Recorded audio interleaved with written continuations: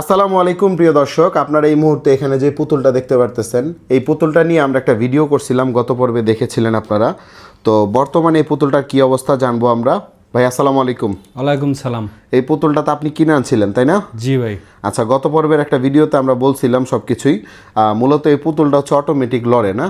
জি, মানে লড়ে বলতে কি একটু বলেন আবার। মানে অটোমেটিক ওর মতো মানুষ যেভাবে চলাফেরা করে ওইভাবে চলাফেরা করে মানুষের মতো? যেমন মানুষের মতো। যেমন মনে করেন ওরা এক জায়গায় থুইলে আর এক জায়গায় পাওয়া যায়, ওই যেখানে রাখি ওখানে থাকে না। মানে যেখানে আপনি রাখেন ওইখানে থাকে না? এটা আমি পূর্বের ভিডিওতে বলছি। এখন নতুন করে একটা সমস্যা হয়েছিল, সবাই বলছে যে এটারে ফালাই দেওয়ার জন্য। আচ্ছা, তো এটারে আমি ফালাই দিছিলাম। তারপরে ফালাই দিয়েছেন বলতে কি করছিলেন? মানে অনেকে বলছে যে এটারে ফালাই দেন, ঘরে রাখেন। ভিডিও করছিলাম যে সবাই বলছিল না? বলছিল, হ্যাঁ। আচ্ছা, হ্যাঁ। তারপর ভিডিওতে অনেকে কমেন্ট করে বলছে, প্লাস এমনি তো আশপাশের যারা ছিল আমার বাসার প্রতিবেশী যারা আছে তারা বলছে পুতুল দূরে কোথায় না ফালাই দাও। জি, পরে আমি পুতুলটা সবার কথা মতো আমি পুতুলটা ফালাই দিছিলাম। আচ্ছা, পরে ভাই কি হয়েছে, আমি ফালাই আমার বাসার সিঁড়ি দৌড়তেছি, সিঁড়ি দিয়ে আমি দুইটা ধাপ পারাইছি। দুইটা ধাপ পারানোর পর আমি পড়ে গেছি পড়ে যে আমি বিগত অনেকদিন অসুস্থ ছিলাম। এই যে আমার পাওয়াটা আমি দেখাইতে পারতাছি না, যেহেতু একটু সমস্যা।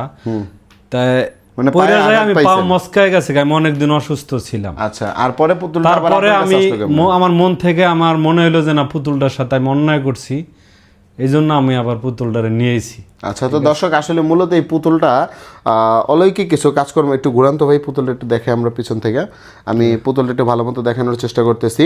তো আজকে ভিডিওটা করার যে কারণ সেটা হচ্ছে মূলত আপনি এই পুতুলটা তাইলে কাউরে দিয়ে দিতে চাচ্ছেন নাকি? এখন যদি কেউ পুতুলটা নিতে চায়, ঠিক আছে, তার গার্জিয়ানের মাধ্যমে আমার কাছে আসবে, আইসা পুতুলটা যদি নিয়ে যায়, তার ভালো মন্দ কিছু হলে এটা রিক্সা আমি না। আচ্ছা, তো মূলত আসলে এই সমস্ত পুতুল নিয়ে অনেকে আসলে রিচার্জ করেন। তো রিচার্জ করার জন্য যদি কেউ নিতে চান এই পুতুলটা, চাইলে নিয়ে যেতে পারেন।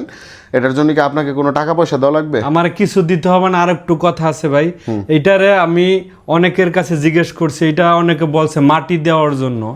এটার তো জীবন নাই, বা এটার তো আল্লাহ সৃষ্টি করে নাই। না না, এটা কেন মাটি দিব কেন? হ্যাঁ, এটা হাদিস আছে কিনা আমার জানা নেই। যদি আপনাদের জানা থাকে তাহলে কমেন্টে জানাইতে পারেন। রাইট। তো বিষয়টা হইতেছে, আপনারা যদি কেউ পুতুলটা নিতে চান কমেন্ট করবেন, কি কারণে নিতে চাচ্ছেন অবশ্যই কমেন্ট উল্লেখ করে জানাবেন। ভাই হচ্ছে পরে ভিডিওটা দেখবে, কমেন্টগুলো সেখান থেকে যাকে মনে হবে যে দেওয়া দরকার তার সাথে যোগাযোগ করে ভাই হচ্ছে পুতুলটা দিয়ে দিবে তাকে। আর আসলে মানে প্রকৃতপক্ষে যেটা হয়েছে, এই সমস্ত জিনিসগুলো কে কোনভাবে দেখেন আমি জানি না, বাট আমি আসলে ওইগুলো বিলিভ করি না, বিশ্বাস করি না। বাট ভাই যেহেতু বিষয়টা বললো, তো ওই সুবাদে আসলে ভিডিওটা করা। তো আপনাদের বিশ্বাস অবিশ্বাস সম্পূর্ণ আপনাদের নিজেদের ব্যক্তিগত ব্যাপার।